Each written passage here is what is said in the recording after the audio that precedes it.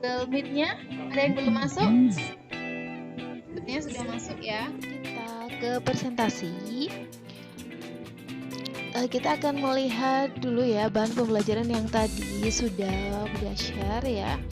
Untuk bahan pembelajaran di pertemuan kita yang kedua ini adalah tentang kegiatan distribusi.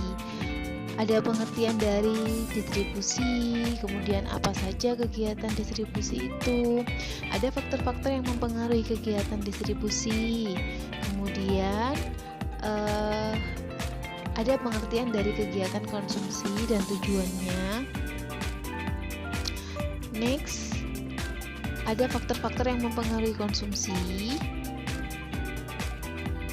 Kemudian ada teori perilaku konsumen ya. Di sini teori perilaku konsumen ada teori kardinal, ada teori ordinal. Dari materi yang sudah saya share, apa ada yang ditanyakan? Saya mau bertanya, Bu. Iya, Zulfa. Tentang teori perilaku konsumen, yaitu tentang pendekatan kardinal, hukum Gosen 1 itu seperti apa ya, Bu? Oh iya. Teori kardinal itu kan kepuasan seorang konsumen dalam mengkonsumsi suatu barang yang dapat diukur dengan satuan kepuasan. Coba, Nan ada yang bisa ngasih contoh? Hukum Gosen 1 contohnya saat kita puasa, kemudian kita berbuka puasa. Makan di piring pertama kita akan merasakan begitu enak. Tingkat kita sangat tinggi. Ketika kita nambah untuk piring kedua, maka tingkat kepuasan kita akan berkurang. Begitu juga dengan piring ketiga, kepuasannya akan semakin berkurang. Betul begitu, Bu? Iya, betul sekali. Bagus ya. Itu tadi contohnya sudah disebutkan oleh dari LKPD yang sudah saya share. Ayo, sekarang silahkan presentasi. Presentasinya kita awali dengan kelompok 1 dulu. Assalamualaikum warahmatullahi wabarakatuh. Perkenalkan, nama saya Intan Nurainia dari kelompok 1. Saya akan mempresentasikan hasil diskusi kelompok saya. Permasalahan yang biasa terjadi dalam proses distribusi barang dagangan pada setiap perusahaan diantaranya adalah: yang pertama, kesulitan dalam mengontrol operasional in-out barang atau produk di tengah-tengah transaksi yang bersifat besar dan cepat. Kedua, kesulitan untuk menentukan efisiensi transportasi yang nantinya akan digunakan dalam pengiriman barang atau produk hasil produksi. Yang ketiga, kesulitan dalam mengontrol diskon dan promo yang berada di lapangan. Yang keempat, kesulitan pada saat terjadinya kesalahpahaman antara back office dengan salesman yang terkait dengan sales order dan on-hand stock di warehouse.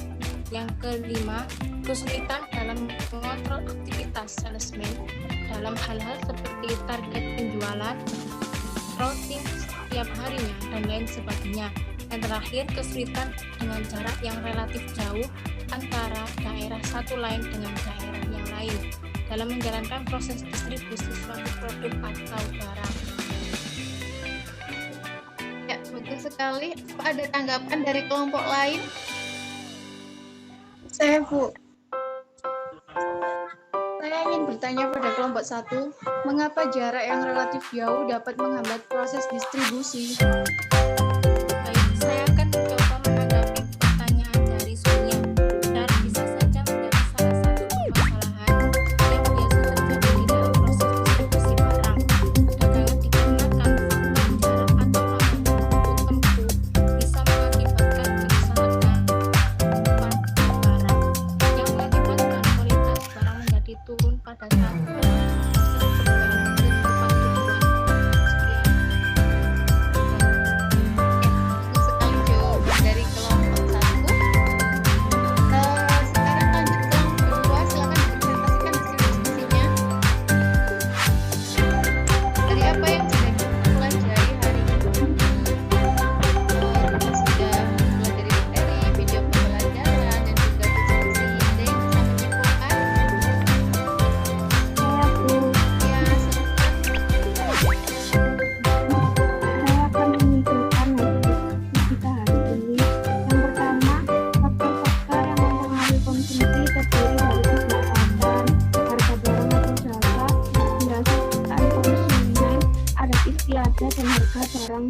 institusi.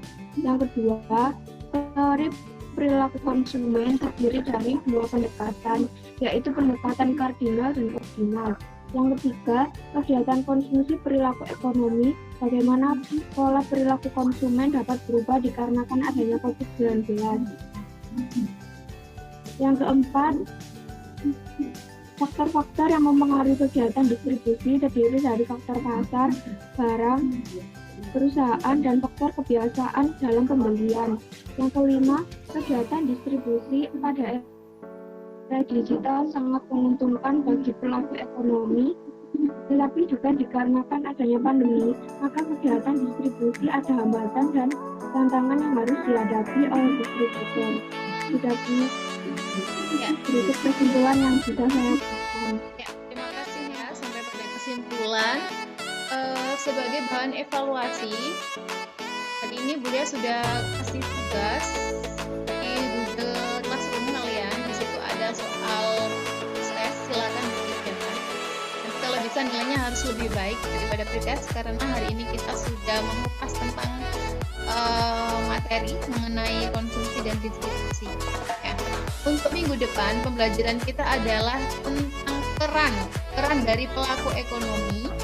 Dan juga kita akan mempelajari tentang circular flow diagram. Pimpin doa, Nupal.